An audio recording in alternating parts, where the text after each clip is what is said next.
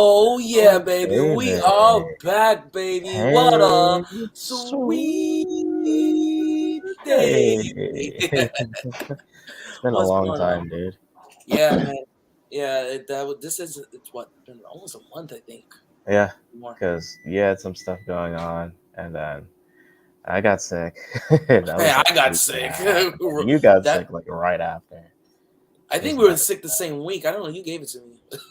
I didn't see you. It's what I called you, and you No, got it through actually, no. text We did message. see each other. We were at I didn't that see you. baby shower. Did we get it from the baby shower? God Who knows? dang it, damn it, you. but But Yeah, yeah, man, I'm better now. it's been a minute. Rona kicked our ass, but we are back and ready to continue taking it. Yeah, dude. Love it, love it, love it. Good to be back. And what a story that we have for you guys today. All three of Yeah, this is what this shocked me. This is a boop them. Yeah. spoiler alert for everybody who hasn't seen. I don't know where the hell you've been. This is WWE spoiler broke up for some multiple major people. news. Yeah. You want to tell This them what is the news is? this is a spoiler for multiple generations. This is saddening news for some. This is hooray for others. But it's for me, it's more sad, but it's a hooray for the company because. But anyway, unfortunately, Vince McMahon Vincent Kennedy McMahon Oh, you beat me to. I was about to cut you off and say it.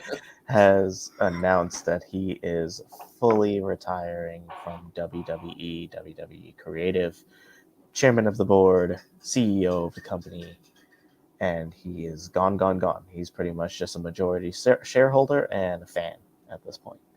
Yeah, Yeah. that broke that kind of broke me, bro. Because I was like, whoa, like as much as I haven't been a fan of everything they've done. He's Mm. still Vincent Kennedy McMahon. The man I felt was like he pretty much carried the company into the new generations and Yeah. from the 90s to the 2000s and things have kind of maybe he fell off or maybe he got too comfortable. He was the main company for so long, but Right. still was the man who changed the industry and everything it came Uh, with. Yeah, we got to give it to him for that because I mean, longest running episodic TV sports uh, uh, entertainment Entertainment show. show. Yeah, in in history with Raw. You know, on top of that, you have SmackDown, multiple other indie shows and this and that. And he's been doing it for how long? Like since he took over the company in what the '70s, late '70s, '80s. Yeah, Yeah, it's hard. he It's sneakily took over in like the 80s. yeah, and we didn't see or like understand that he was the chairman until like the '90s when like it came out with him and Bret Hart and that type of aesthetic, and then him versus Stone Cold and those storylines and things. It was just like, oh wait, he's the boss. Like he's not just a commentator. Sitting next Yeah, to Gorilla Monsoon and Jesse the Body Ventura. Like this yeah, like is it. it. So And his voice I, is very iconic if you look at those eras. Even though we didn't know he was the guy, the man of the behind the. yeah, He was very like because he was the commentator. I think it was the best thing that he could have done was that he sneakingly created what commentary should look like when it yeah, comes to wrestling. And when he finally said, "Okay, I'm going to be the backseat," and they put Jr. and Jerry the King and Macho mhm, Man, and they had all these guys, and he was in their ears saying, yeah. showing them how to do it. So Hey, this, say this, mention this, and sometimes it wasn't easy. It wasn't easy because I it's hear a not. lot of It's stories. not. Michael Cole always says that it's hard to sit there and talk about something. You got this man yelling in your ear. Like do it So this way. Like this way, exactly this way. But even when we do our JPW shows, and God bless the JPW crew and and our little brother, I should say, because we've known each other for so long, Jay, yep. of giving us the opportunity to do commentary on that before I get on camera with you, with you, we do our thing for the show. That's what I look at. I look at the old NXT Black and Gold and try to get that hype from it. But most importantly, I look at videos from Vince McMahon and Jesse the Body Ventura and how their chemistry was, and try to create that own chemistry with us.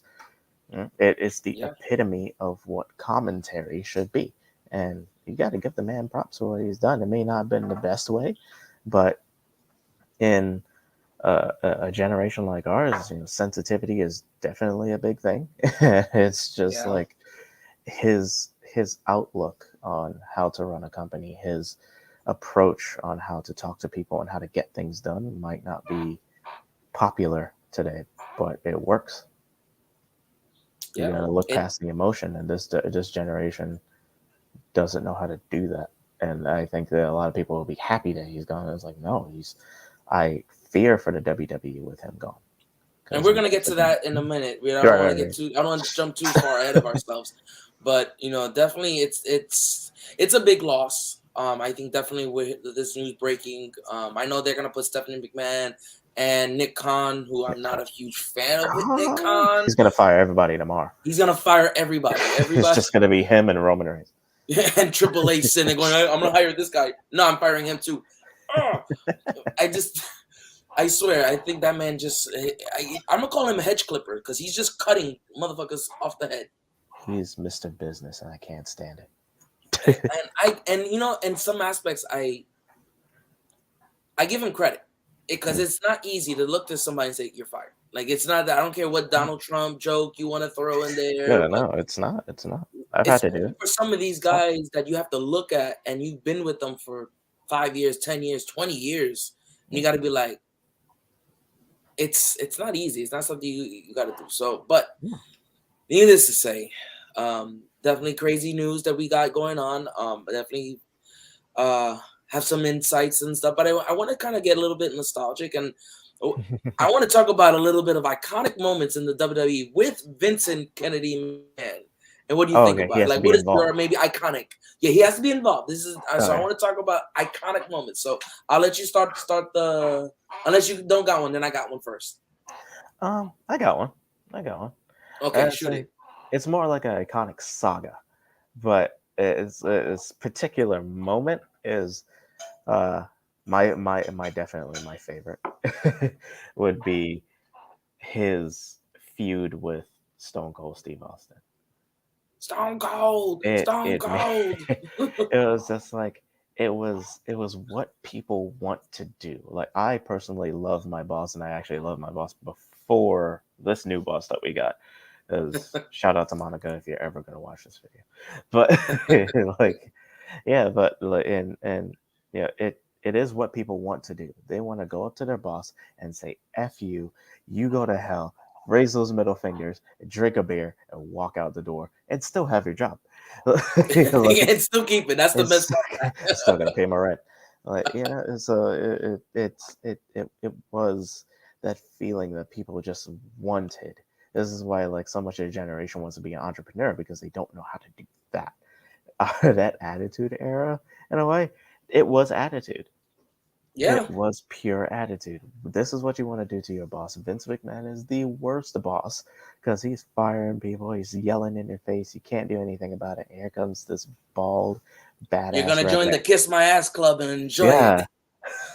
And people did because they're like, I want to keep my job. I was like, well, AEW wasn't a thing back then, and WCW was pretty much out the door. So it was like, all right, guess you got to kiss his Yeah. ass. Yeah. But yeah, just the storyline, the arcs, like how to put that together and make it feel so like they actually hated each other. Like I can't stand this employee, but he makes me so much money. And I can't stand my boss, but I like my job.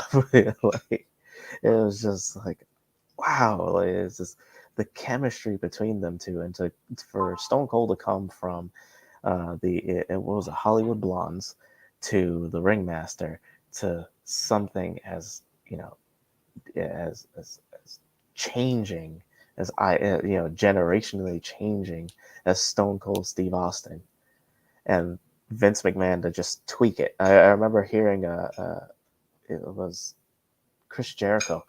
He was talking on one of those interviews that he was on not too long ago, and he said Oh, Vince I think I McMahon is seen a that one. genius. Yeah, he was like Vince McMahon is a genius. You could take an idea to him, and he'd be like, "Hey, this is the spread out of what I want to do," and then from the outside looking in, he'll be like, "Okay, so let's change this aspect of it," and he'll make a good idea. Great, Yeah. you just have to own it and to make it yours. Sometimes the ideas might not work because it's for the wrong person or that person's not really into it, but he knows what he's doing. And that, for me, that was my most iconic moment. The moments, it was just like everything between him and Stone Cold Steve Austin, the bitter feud between him and Bret Hart, if that's real or fake or not, or yes, I don't know, but You will never know with that because you never they're. know. I mean, whether it is or not, it's amazing acting on their end because, Yeah, geez, I don't know how. I can't say I can sit there and work with somebody I hate and look at them and still try to sell a great match or great yeah, moment without something coming real. And Bret yeah, Hart and coming out. and Stone Cold and I mean all of them. Like Yeah, it was always such a.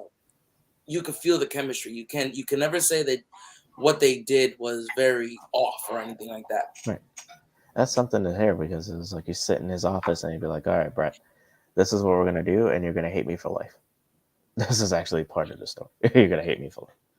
And Yeah. ironic because my iconic moment that I had is Mhm. actually just piggybacking off that is the Bret Hart screw job. Ah, Because for me, and a lot of people say it, is that when the screw job happened, Vince McMahon said, I'm gonna show you how to spin this and make it work forever. hmm, Because the screw job, if you really look at the timeline, screw job created the Vince McMahon of the Attitude Era. The walk that he had, that swagger, that was actually created from the screw job arrogance. Yeah, because of what you mentioned earlier, the fact that doing the screw job meant that I could fire you. I fired Bret Hart, who was my biggest moneymaker at that time. yeah, You think I ain't gonna fire you? I'll fire you, I fire you, I fire you. And he literally just jumped onto this swagger that created that he's the man, he do what the fuck he wants. He runs this place. yeah. He's the man that runs the place. And then to create that and to leading into what happens with him and Stone Cold is that Stone Cold took the I hate my arrogant boss and I'm going to stunner him repeatedly. Any chance I get, Any even chance I get. even up to last WrestleMania, just keep it going. Oh It, and man. it's a iconic moment because that right there changed the entire industry. And he Hmm. had already mentioned that wrestling became sports entertainment, Yes, um, or that it was he had kind of started making that the notions about it because he wanted yes, to get rid of all those old characters or comic book yeah, characters, the Doink the Clowns, yeah, the Garbage Man, the yeah. Repo Man. Junkyard Dog. Yeah, like he wanted all of those characters gone. He really didn't care to see those anymore. I think it did its job in the 70s, but he knew going into this new era he couldn't sit there with these cartoon characters for too long. Yeah, it's not gonna The work. only one that survived, technically two because of it, were Undertaker and Kane. Yeah. I feel like they survived because they had a darker side to them. I mean, that was the aesthetic of those characters. It was just like this brotherly hate and like the storyline between, burning Kane and he's, the dead man. It saved those characters because it fit. Especially even then they changed it a little bit because they created a Ministry of Darkness from there, which I Yeah, love. I love from the theme song to the people who were in it. It's like I love them. It's the kind of like what the they're trying to do with Judgment Day now. It's not working. yeah. Well, you know what? I think they took Judgment, and not to take away from what we're talking today, but Right? Yeah, Judgment yeah, Day, yeah, they've done some things to it. They took it away for what they was trying to do, yeah, and I think Edge wasn't too happy with that, so that's why he kind of like he said, "Well, take me out and put someone else in." And I think Finn taking over was great. I think what killed the momentum was Rhea getting hurt, but that's yeah, another story for another day. yeah. That's another Um, day. Oh but yeah, man. So, I what do definitely I you? definitely love this. Huh? I was gonna say I definitely love the moment, like I mentioned, both moments because your moment with Right. Steve Stone Cold is amazing. I loved it. Yeah, yeah, definitely a Bret Hart. Here, let me trickle into the next one here. Uh, there you go. There we There go. we go. What do you think? It's a little rusty. What do you think of what Vince McMahon has done with wrestling? What do you think what he did with wrestling? You go ahead since I started. Yeah. With wrestling, it was very cartoonish, very my dad used to always tell it to me. He's like, wrestling is a man's novella. This is the telenovela that we get to watch because it's This just is amazing. oh my god, it's just all this stuff that happened, but it's just with Tune in fighting, and it's next just week. like yes. Yeah. And it's funny because that's how it used to end. If you remember the old like late 80s and 90s, tune in next week when we continue it That's always exactly ended how it that was. way. It was It like, felt like it was like the then's Dragon Ball Z. Like it was tune in next week when cells, Goku screaming for 3 weeks and his hair grows. I'm like, thanks. Thank you so much. But I think it's literally different. The difference between like action figures and dolls, it's the same thing. It's just like the male version of a novella, and like actual novellas. Like women will watch soap operas, and men have men WWE. we have that. And There's like, it filled in a lot of gaps for us because it was that moment where you can go to it live. It's not like you had to sit there and watch it only on TV. You can go live. imagine I Young and the think Restless live. oh my god, I'd be bored. I'm sleeping in the back. You can't. You just can't. But I WWE think what season. he did to wrestling was very astronomical because it changed the game. It changed the platform. I think he took what his dad started with it and then just continued it on and then said, okay, let me change it because the era was starting to change. And that's why with all these like cartoon characters, like I mentioned, they weren't going to last. Those type of characters weren't going to last. It was good. Big Boss Man was a character that evolved. I think if you look at Brooklyn Brawler, that type of character, it evolved. But I think he took wrestling and made it what it needed to be. And then when he changed it to the sports entertainment, I think it fit the mold because at that time, every wrestler was kind of at that time was kind of like, oh my, why would you do that? Because he literally ripped the curtain away. Yeah. And it was like watching Wizard of Oz, and then you find out who the actual wizard is. So this was kind of like, what are you doing with this?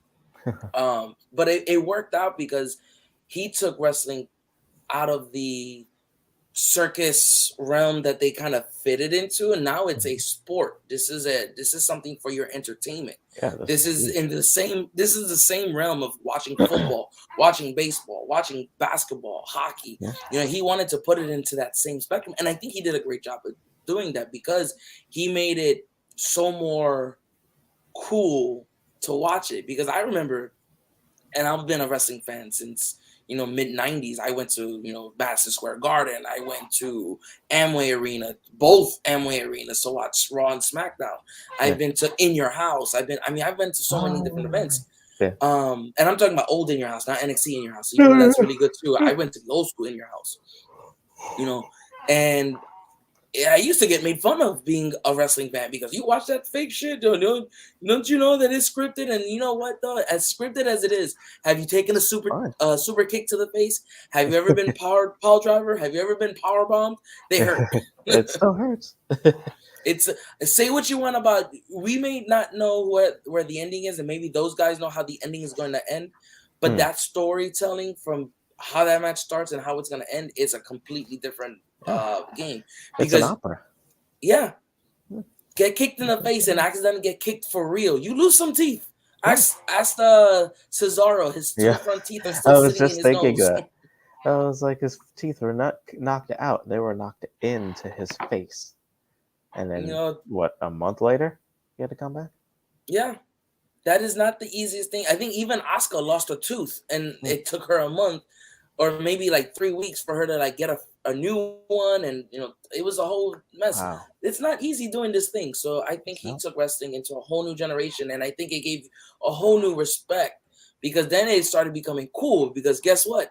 Stone Cold Steve Austin was born from this. The Rock was born from this. D Generation X. I think it created such a bigger platform for it to be cool and for someone like me to say, I love wrestling very more openly. Before you almost had to be a cult like, yes, I love wrestling. I enjoy it. But then when people, oh no, I don't watch that shit. That's just fake. It was like the Dungeons and Dragons club in high school. It was like 5 of us. They were like, yes. I have my Yu-Gi-Oh cards. You want to play with me? Like, sitting there talking in code. Aren't we graduating next month? Like Yu-Gi-Oh cards. Put that away, bro. man. But I Sorry, think, that one got me. but I think for me, what he did with wrestling is kind of he paved the way for other businesses to say that you don't have to be indie anymore. Yeah, You don't have to be local wrestling clubs anymore.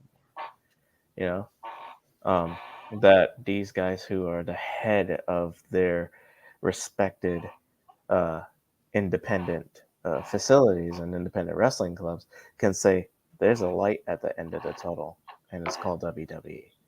It's not ECW, and at the time it was kind of WCW, but you knew the difference, and you could feel the difference and see the difference between WCW and WWE and WWF at the point at that time. Um, for us, WCW would come to town, and my parents were like, whatever. Even though they had Sting, they had Goldberg, they had these top names, but WWE just had something different. WWF at the time, it had just had something different. That company just had it. If and that's a quote from Vince McMahon himself. It was like, "I'm looking for the next guy or girl who has it. yeah, What is it?" And he knew what it was, but it was hard as a fan to see exactly what that was. It is what creates a Roman Reigns and gets them to that top level. Is when you take the top wrestlers of Impact Wrestling, you put them on the WWE stage. Do they have it to be up against Brock Lesnar and Roman Reigns and Edge and stuff like that?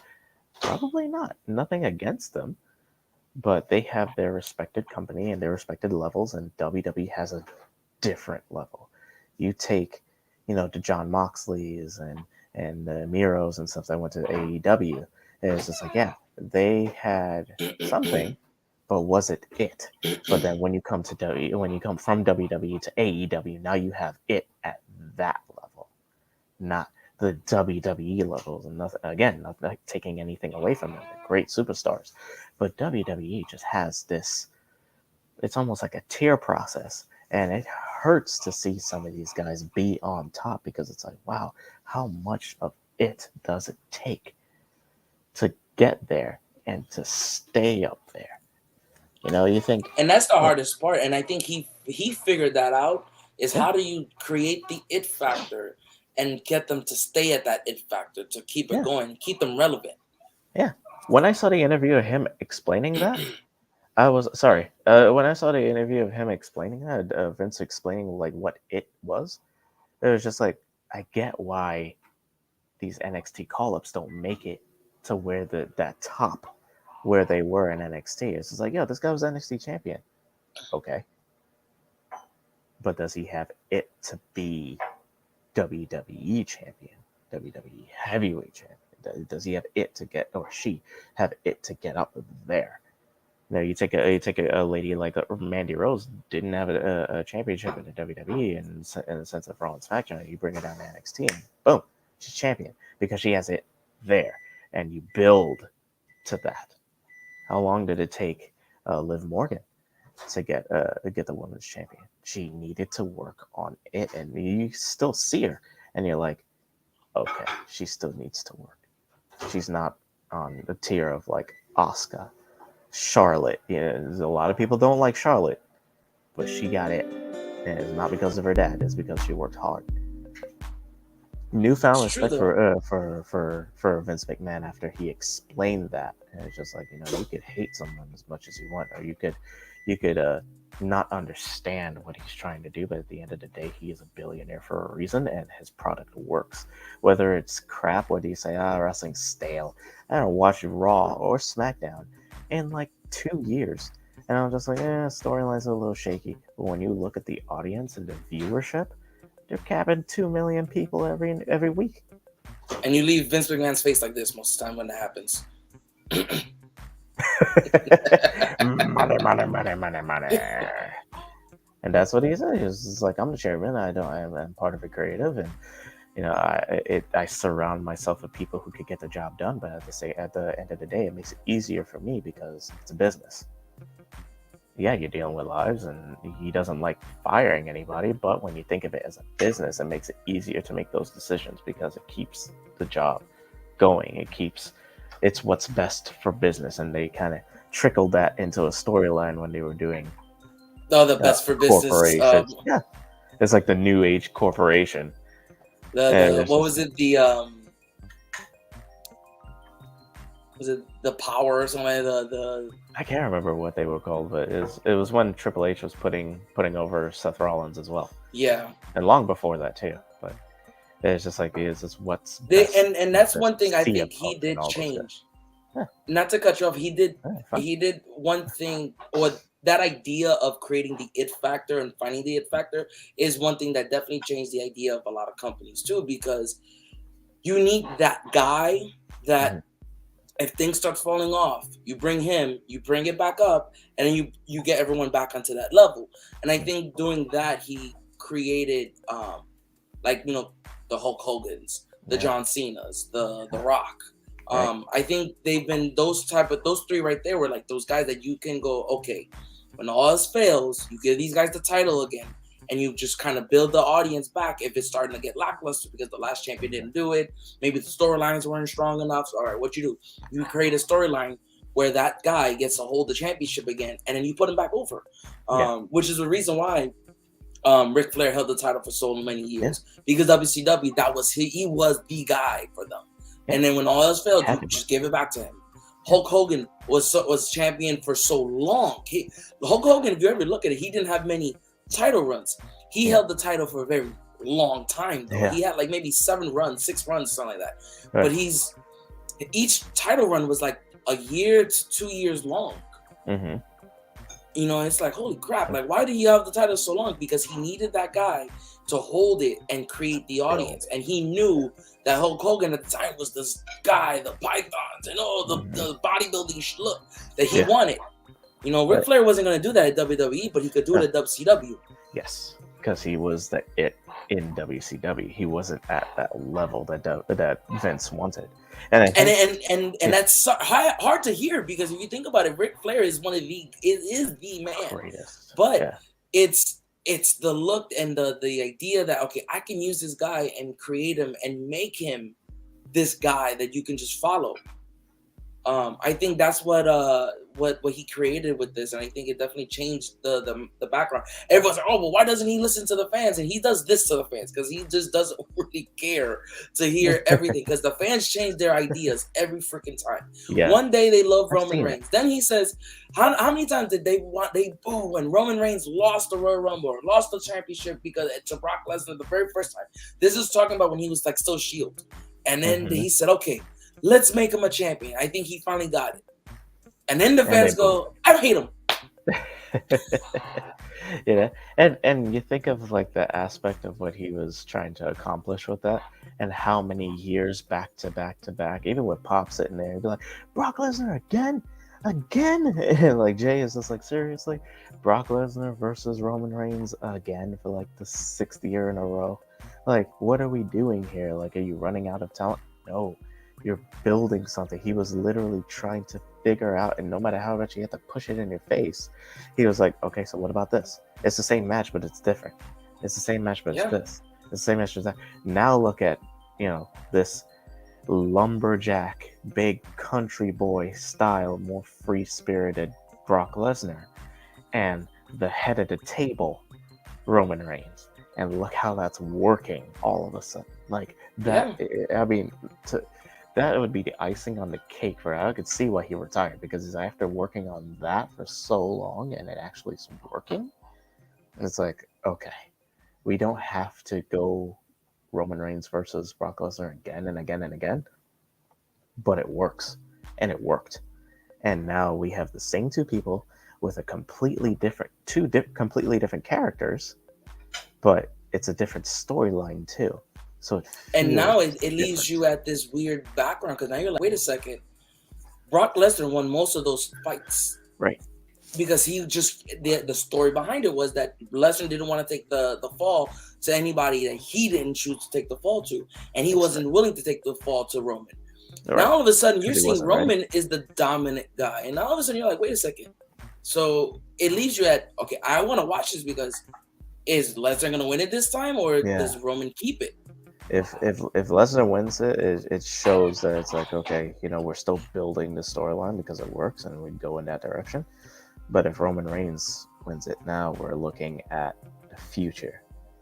Because with Vince gone, and Brock said it himself, he's like, if he's gone, I'm gone.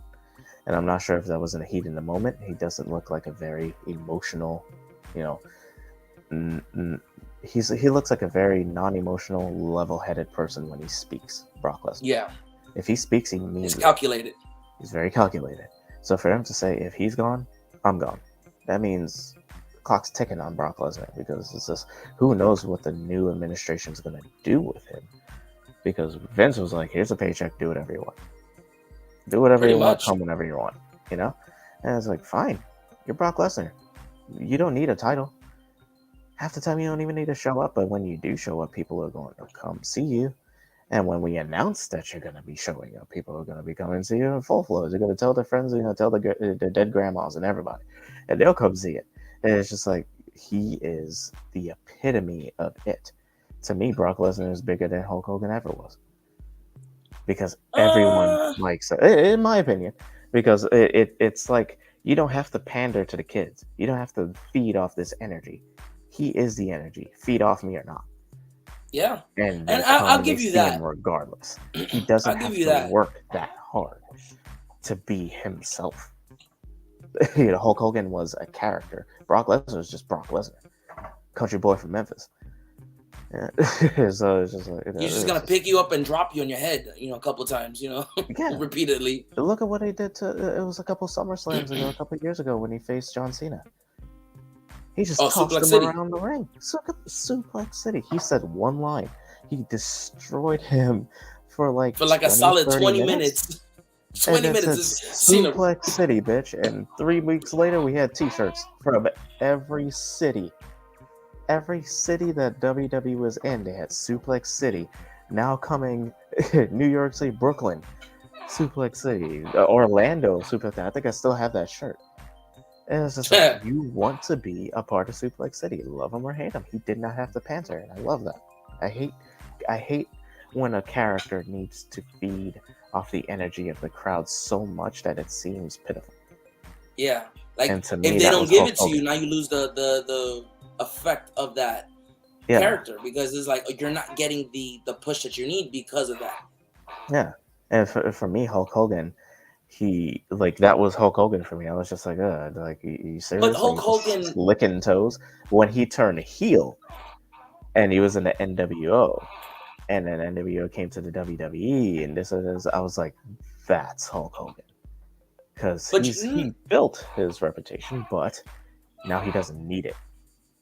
He is who he is, and whether you love him or hate him, you came to see Hulk Hogan. which is true, and I think even heel Hulk Hogan, you wanted to see it because you never saw it before. Hell yeah! I think the only time you different. saw him heel was when he was Terry Bollea, or Terry the Boulder, sorry, in his early days. That was the only time he was really heel. Then he became Hulk Hogan. That was it. It was the rest is written. But even, and I think this is where Vince McMahon's hands always being involved gets into this, because Hulk Hogan's character was built on being a guy of the fans, being the guy of the people, being the guy. Listen, look, and then when he became the NWO, the roles turned. He didn't care about the fans, but guess what? He still needed the fans, because guess what? Doing this to mock his old thing was, now I want to hear the boos. Boo me. Okay.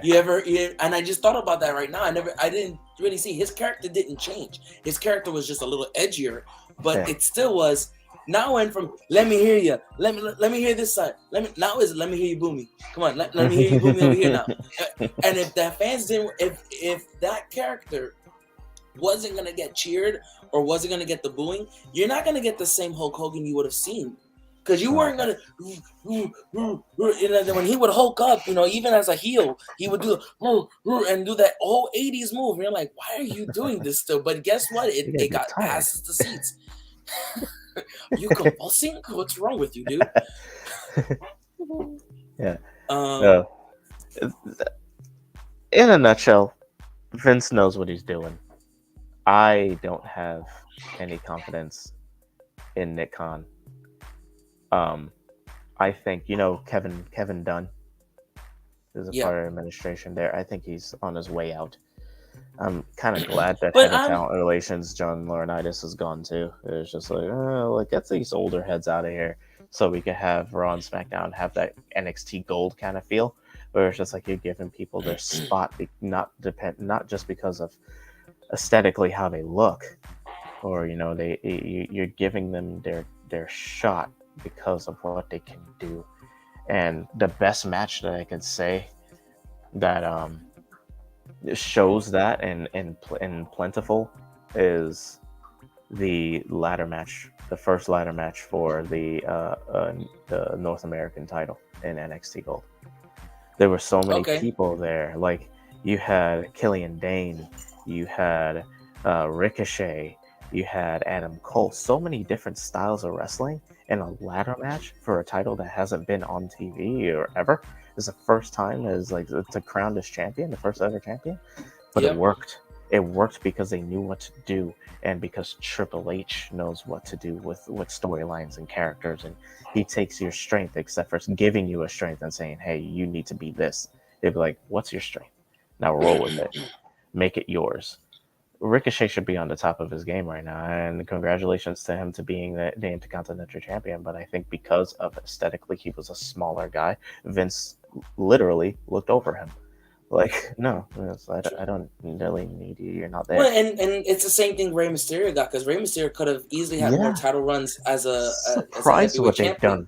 I'm surprised what they've done with Rey Mysterio. I didn't think Rey Mysterio was gonna last that long in WWE. I was in Trinidad when Rey Mysterio debuted on SmackDown, and I was like, Oh wow, oh, he's my height. He's like what, 5'9", 5'8". They're gonna he's tear this man shorter. apart.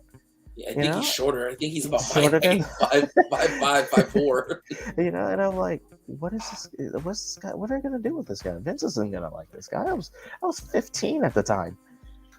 I knew that already. I was like, he's not gonna use this guy. And look what he did. He took a gamble on these guys like Dean Malenko and Chris Benoit and Eddie Guerrero, the kind of shorter, smaller guys. These are The more huge. You agile meet them in guys that could person. bounce around, but Yeah. sometimes the character outweighs what the body would look like. Eddie Guerrero Yes. was a bigger than life character, and I think he finally caught on. Like, okay, I don't need this hulking character, no pun Yeah. intended, to be a champion. I can get Right. a guy whose voice can become Yes. a champion, and I think Yes. that's that's where things started flipping around the Mm. Attitude Era. Is that The Rock, who wasn't a big guy at the time, took over He because wasn't. why? His mic skills were amazing. Yeah. Stone Cold, his mic skills were amazing. Wasn't a big guy. He was fit, but wasn't a Mm. big guy. But his mic skills changed the game. Shawn Michaels, the Yeah. guy could talk you into it, and you can just fall right on line. Yeah. Triple H wasn't a guy who was really big. He got bigger as time progressed, but he Yes. wasn't a big guy because when he came on as Hunter S. Helmsley, and then Yeah. DX happened, he was still a He very was still average like a body slender size. guy. Yeah. So you got It's to not really until he see got injured. It's not until he got injured with his. I think he tore his quads. one of his quadriceps or both of his quadriceps. That sounds painful. But he came back from rehab and he was twice as big as when he I got hurt. remember that. And we're He like, who came the back with hell the is jean this? jacket, and he was just Yeah. massive. He beat the hell out of somebody and he just did that thing and I was like, what are those? I didn't know those. I thought he had plastic surgery. I was like, I don't know what that muscle is. What is Bro, that? he came back. I almost didn't even recognize him. I was like, who the hell is that? It wasn't like it's all about the game. I was like, oh god, that's Triple H. That saved his career, Triple H. Going from Hunter ourselves as Triple H and then marrying Stephanie for fake and for real. It's like, it was like, oh, cool, awesome. Yeah, All you go right. ahead with the So next actually, stuff. talking about the Attitude Era, though, I actually have a question now that will definitely lead into this one. Your best Attitude Era, and I know you already mentioned the bout Hmm. with Steve Austin, so you can't use that one now. So you got to Okay. use something completely different. Okay. Um, my best Attitude Era moment.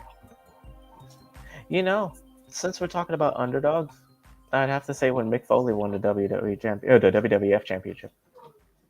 It That was was a good like one. a turning point because you never thought Mankind or Mick Foley or Dude Love or my personal favorite Jake the Cactus Jack.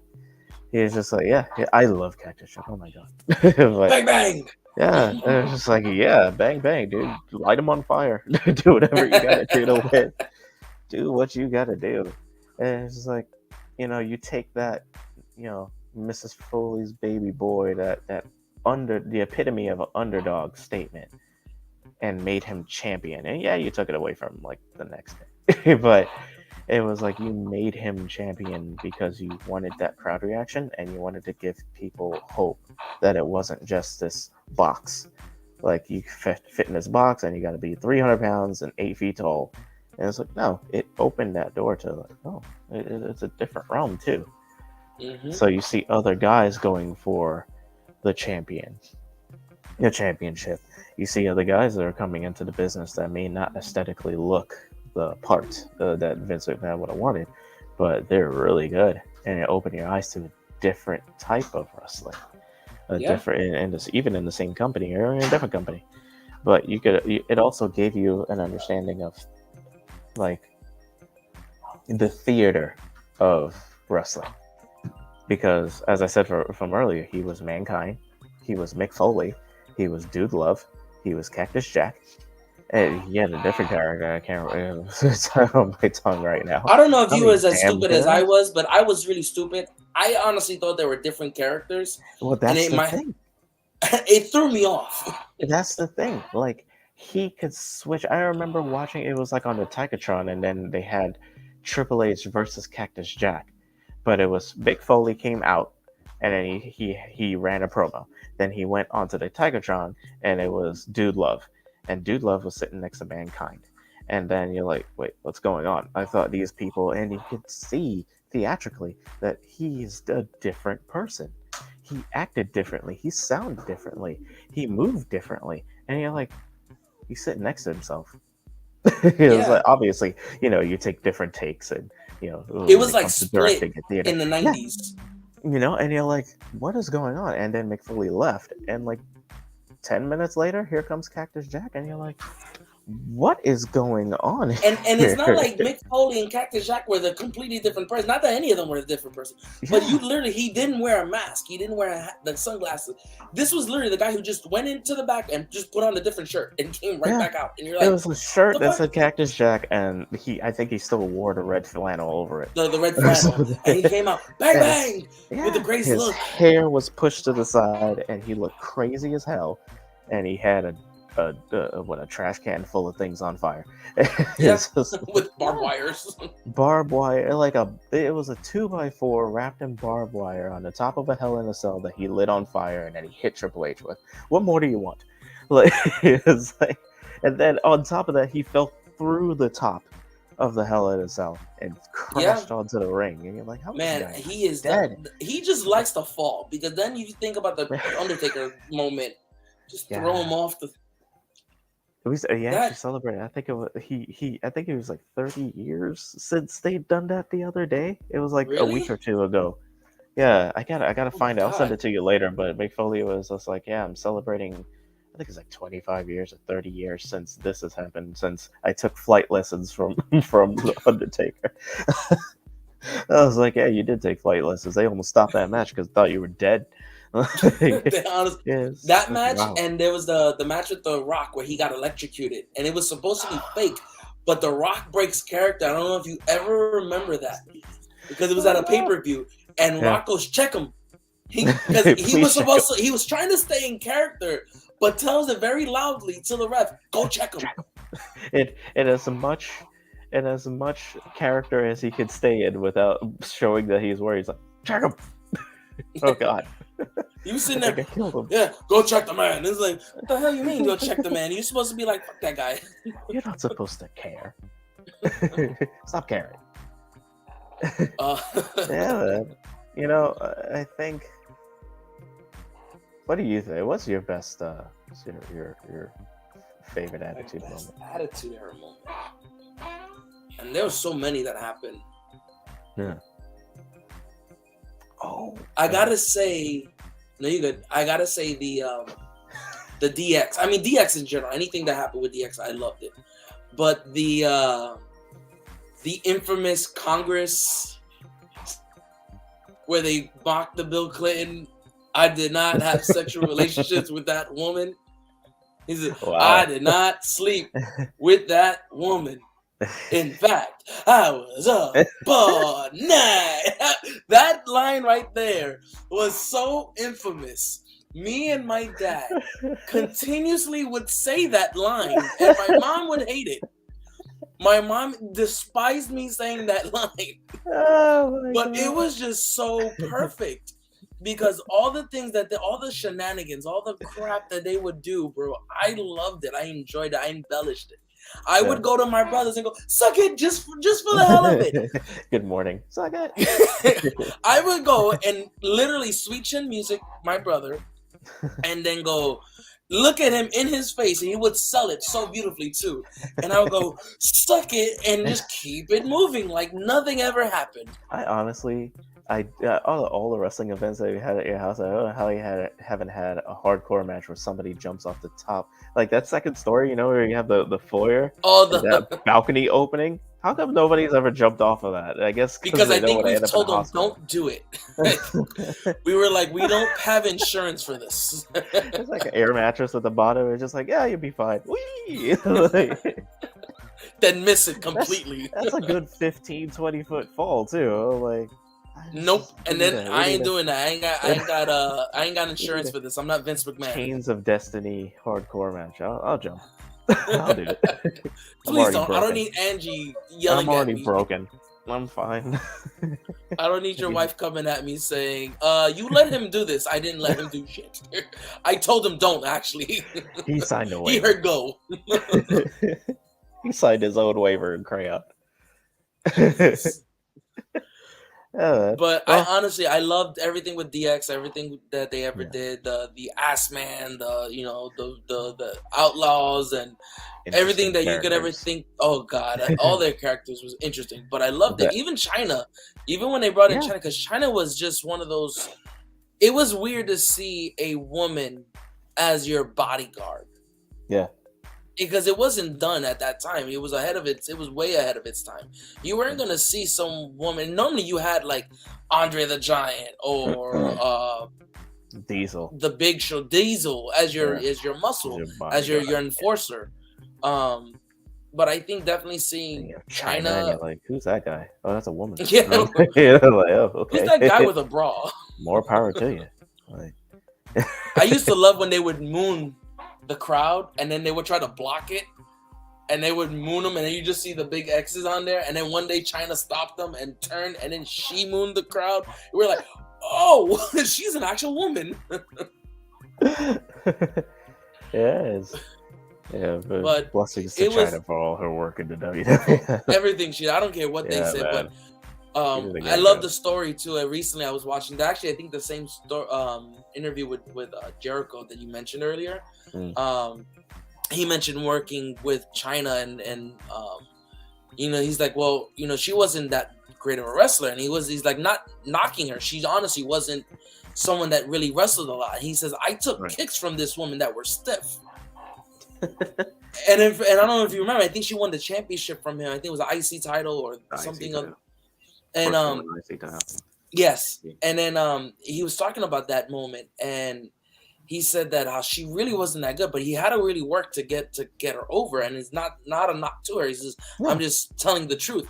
He says, because I had to help her out because she really wasn't in that, same. She can wrestle the other women. It's just when you go into the guys, she felt like she had to do a little bit more. He says that woman's kicks were hard. He said, that woman hurt me. It's like, you don't got to be that hard. It's still staged. This is still like I'll sell it for you, girl. Like my favorite for China. My favorite with China was when Eddie Guerrero started getting the hots for her. Oh God, yes. It really made her like not a diva, but it showed the feminine side of her. And not only that, she was just changing her look too. She had just did that surgery where they kind of like cleaned up her jaw and straightened, gave her more of a feminine face. She got the boob job, and she was kind of slendering out, and Not too much, but she still looked like Yeah, she still bigger had than the all the arms, but ladies. she had, yeah, like Yeah, it looked very muscular, feminine. Like this, I yeah. think this is where a lot of those like hots for like the bodybuilder women started coming from, because you started Okay. looking like, okay, now she looks good. Yeah. It's like, oh wow, nice. It is doable. It's nice. Yeah, I man. like it, the snoo snoo. Oh my god. Next question.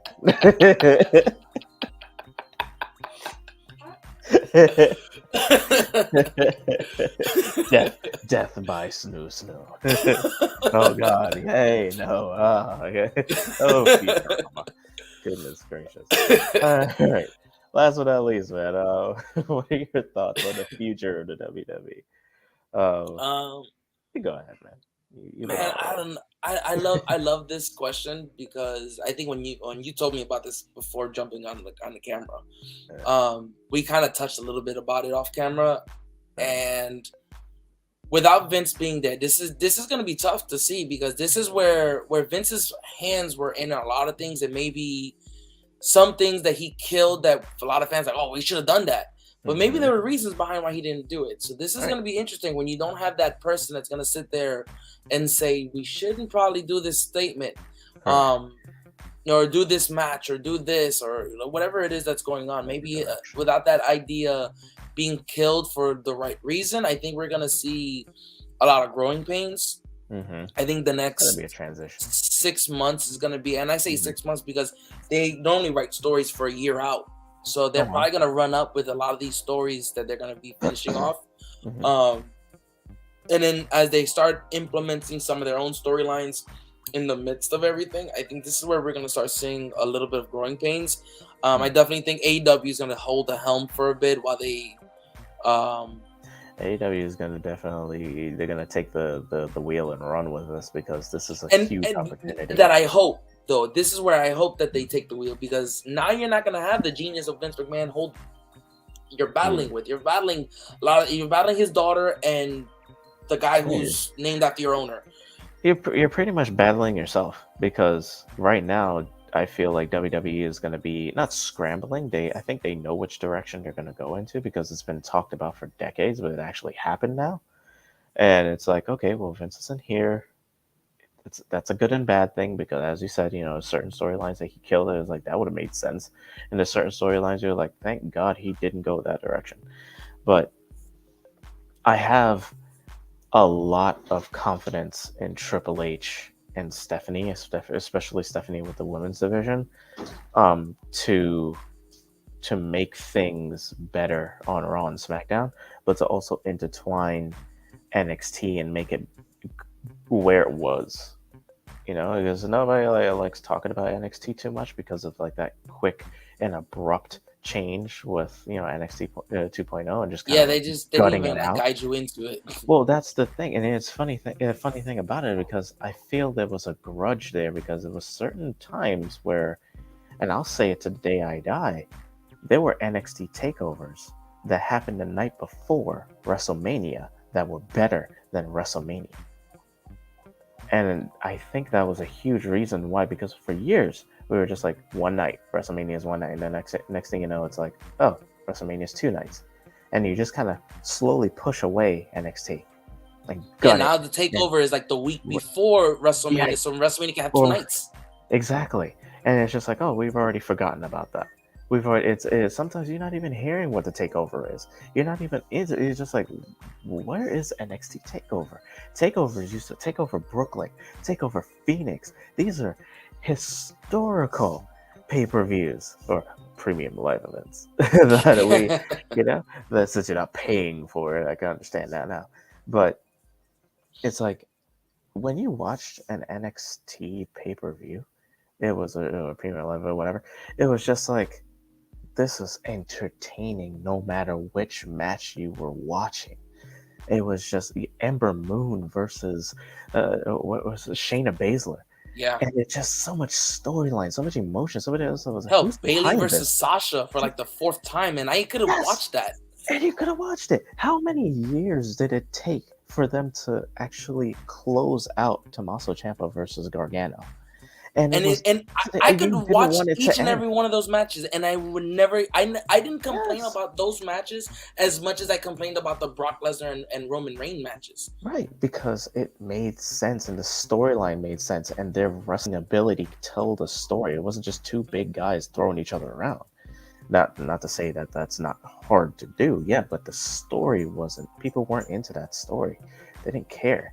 They didn't care Gargano about versus big Ciampa. meaty men Yeah, slapping meats. it's like, it's just like I have a lot of faith in Triple H and where he could take WWE creatively. I don't have faith in Nick Khan. In 6 months' time, we're gonna see Bruce Pritchard and Kevin Dunn out the door, and it's gonna be a I think completely. Pritchard stays. I definitely think Pritchard stays. I think Dunn is the one who has Dunn needs his to foot out the go. door. Yeah, Dunn needs to go because he had so much influence with Vince, and I was watching a video today that said that he actually was opposed to Becky Lynch being WWE champion, WWE Women's Champion, because he couldn't understand her accent and he didn't think she was sexy enough to be champion. I was like, Stupid. yeah, dudes like this need to go. It doesn't matter what generation you grow up in. If you have a mindset like that and you're taking away somebody's, livelihood because they don't look aesthetically pleasing to you, you gotta go. I could understand, That's a you very know, 80s you 90s want look right, and not mentality. you, like, it's like, oh yeah, but it's like I could understand that there might be a certain they'll take this the wrong way, but a certain image that you're trying to look, but you don't have to sexualize it where like, look at this big meaty man, or look at this sexy. It was like, oh yeah, yeah, there he is, or the women's champion needs to be overly diva champion. She has big boobs and a fat butt, and so it's like that's not what wrestling is, you know. That's not what that is about, and that mindset needs to go. And that's where I praise NXT Black and Gold, because Triple H didn't care what you looked like; it cared about Yeah. your ability. And when you got called up, unfortunately, it was like being called to your grave, because it's like, how many people actually made it? Not FTW, because there's quite a few of them in FTW, WWE Champion, Women's Champion, and whatnot. But from NXT Black and Gold, And a lot of them that came up were dying. It was they like were dead on the spot.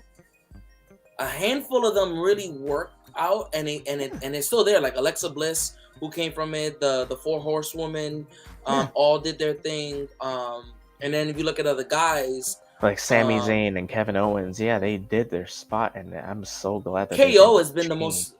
KO's been the out of those two names you just mentioned. KO's done it The because he's been longest. champion more than once. Sami Zayn has only won IC title, I think the US title, Yeah. and maybe the tag champion. That could be wrong on that one. Shinsuke Nakamura, IC title, I think he was a tag champ.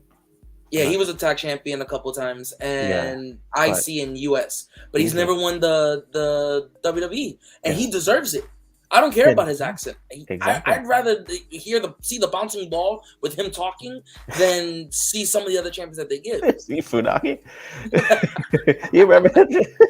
He was talking about indeed. I was just about to indeed. Yeah, man. It's just like I can't wait. This is like the icing on the cake for me when it comes to it has no relation, but like San Diego Comic-Con. It's like we had all this big news that came from San Diego Comic-Con, and it's just like lining up all the way into 2026. It's just like Vince McMahon is gone. There's hope. There's hope. All right, cool. Let's see. We're can't wait for 2023. Who knows? Maybe it might be faster than that, because it might they be. changed the rating for their television to I think it's TV 14. TV 14. Which I don't know what that means. I guess that means that it's gonna get edgier. TV 14 enough for a 14-year-old, but not enough for an adult, I guess. Yeah, so like younger than 14 needs like parental advisory. Yep, older than that is fine.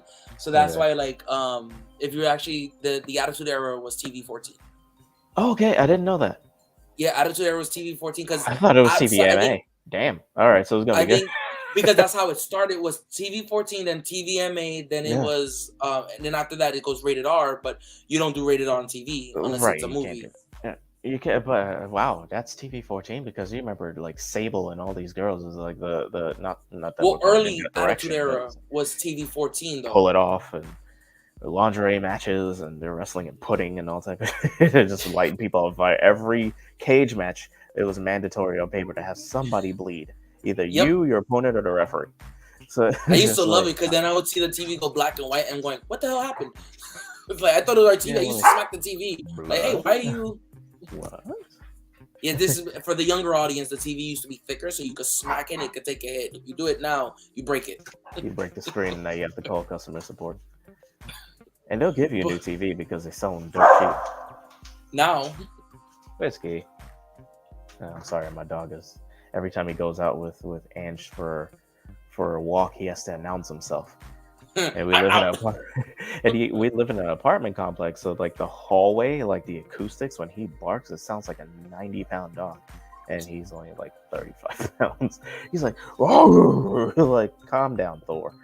Like, Jesus Christ, just what you should have named him was Thor, not Whiskey. I'm gonna take a shit. Like, what's wrong with you? He doesn't do it with me. He only does it with her. He has to announce his arrival. Freaking dog. So anyway, calm down, bro. All right. Yeah, man. But So anyway, for everybody out here who saw what we've talked about and give us your thoughts, let us know what you like to see or what. Give us your point of view. Give us some stuff. Maybe we can revisit this and maybe talk a little bit more. I'd love to have some questions and comments from you guys. things that we've missed, little tidbits of news, maybe because it's Sunday and news doesn't stop in our generation. Yeah, it's always constant, especially if you're on the Twitter world. Yeah. Please, guys, like and subscribe to our content, guys. Ring the bell. You get updates whenever we get any of our new events going on live. And yeah, again, there's old Snaggle too. Yeah. Give that man a title. Anyway, here you go, Mama. Yeah. Oh, guys, for whoever's watching, next week, Felix and I are going to be doing a live. You want to do a live reaction, or are we doing this? Yeah, no, I'm down to do it. The live reaction to watching us SummerSlam. Because this is, to me, I think it's going to be really big because one, with Vince not being there, so it's definitely a background change. The first pay-per-view without him there. It's their first pay-per-view with the TV 14 rating, in a sense, because they still try to keep, even though their shows Raw and SmackDown were they were PG, and it's just like, yeah, but they have to keep their live events and their premium live events PG too, because the kids are watching as well. So I think this is really big going forward, because this might be a showcase of what is to come without changing too much, but they have a lot of time to work on that. And I personally feel that all these little promos that we've seen with on Raw, it seems like Edge is coming back. He might be coming back with a friend. That's definitely a theory I want to talk about on the live stream the next time. We'll be there live. That's going to be next Saturday, not Sunday. That's going to be July 30th. And we're going to start streaming probably like I would say like 7:30, 7:45, because it starts at 8. Yeah, and for those who are familiar, we will have Ace, the Notorious Ace, with us. He'll be watching it live. Yes. So I can't wait to see that, guys. Hopefully you guys are there, enjoy it, join us on there. Maybe drop some comments and your own reactions. I don't know. Maybe we can make this a thing. It's gonna be fun. It's gonna be really fun. It's gonna be our first live reaction video, and hopefully it'll be a lot more. Yeah. Cool, man. All right, well, I'm done for today. I'm done. Go to sleep. All right. So I'll see you around, guys. Thank you so much for tuning in. Peace. Later, bye-bye. Wow, this is the thrill. Welcome to the thrill. Giving you something that's real. Tell me how you really feel. Now that you're hearing the